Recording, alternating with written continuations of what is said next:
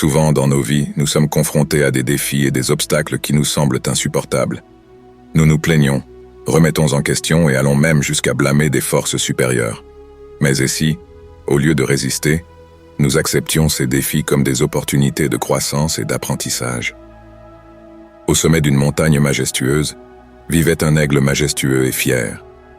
C'était le plus féroce et le plus courageux de tous les oiseaux du ciel, et tous dans la région connaissaient sa puissance. Mais un jour, une faim implacable s'empara de lui. Il volait à travers le ciel, cherchant désespérément une proie à ramener à son nid, mais à sa consternation, il ne trouva rien. Fatigué et en colère, il décida de se tourner vers le ciel et d'exprimer sa colère envers Dieu.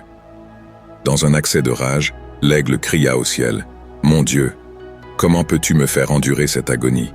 Je suis l'aigle le plus puissant, ma nourriture devrait toujours être assurée. » Dieu, dans sa sagesse infinie, entendit la plainte de l'aigle et décida de lui donner une leçon. Sans préavis, Dieu lui retira la capacité de voler et de chasser, la laissant à la merci de ses ennemis et de la faim qu'elle redoutait tant. L'aigle, autrefois craint et respecté, devint la proie de ceux qu'elle dominait autrefois.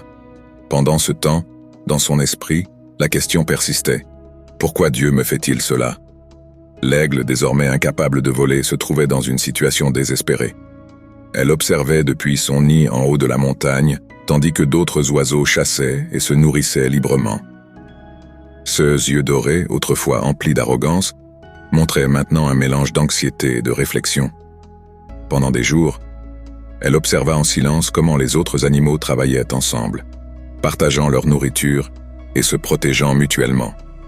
L'aigle, dépouillé de sa capacité de voler et chasser, a finalement compris la leçon que Dieu lui enseignait. Elle a réalisé que son orgueil et son arrogance l'avaient aveuglée face à la beauté de la communauté et à l'importance de l'humilité. Elle a décidé de descendre de son nid perché en haut de la montagne et d'affronter sa nouvelle réalité. Sans la possibilité de voler, elle est devenue un membre à part entière de la communauté des oiseaux et a commencé à aider comme elle le pouvait. Malgré sa faim constante, elle partageait sa sagesse et a commencé à valoriser les relations et la collaboration plutôt que le pouvoir et la supériorité. Dieu, voyant la transformation de l'aigle et son humble acceptation de sa leçon, lui a finalement rendu sa capacité de voler et de chasser. Désormais, l'aigle volait avec une perspective totalement nouvelle. Au lieu de se considérer supérieure aux autres oiseaux, elle est devenue un symbole d'inspiration et de générosité. Elle utilisait ses compétences, fraîchement retrouvées, non seulement pour chasser pour elle-même, mais aussi pour partager sa proie avec ceux qui avaient besoin d'aide. Elle est devenue un leader dans sa communauté en encourageant la collaboration et la compassion entre tous les oiseaux. L'histoire de l'aigle est devenue une légende dans le royaume des oiseaux, rappelant à tous que la véritable grandeur réside dans le cœur et dans la façon dont nous traitons les autres. L'aigle a vécu le reste de sa vie en tant qu'exemple vivant d'humilité, de générosité et de sagesse, nous rappelant que les vertus qui enrichissent nos vies sont celles que nous partageons avec les autres. La vraie grandeur, comme nous l'avons mentionné, ne se mesure pas par la richesse matérielle ou le statut social, mais par la manière dont nous traitons les autres et l'humilité que nous montrons dans nos interactions quotidiennes. Imaginez un instant quelqu'un qui a atteint un grand succès dans sa vie, mais qui traite les autres avec mépris et arrogance. Malgré ses réalisations, son attitude ne fait qu'éloigner les gens.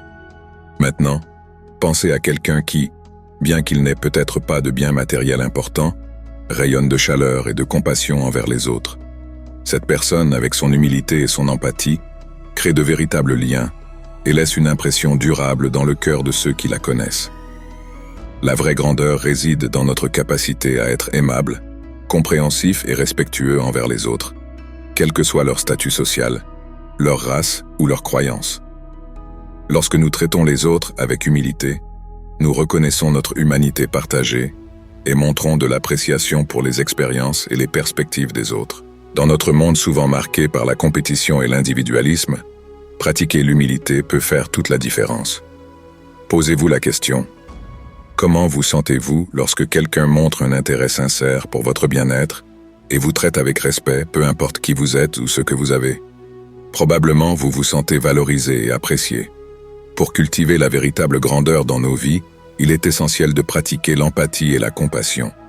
Prenez un moment pour réfléchir à la façon dont vous pourriez faire une petite différence dans la vie de quelqu'un aujourd'hui.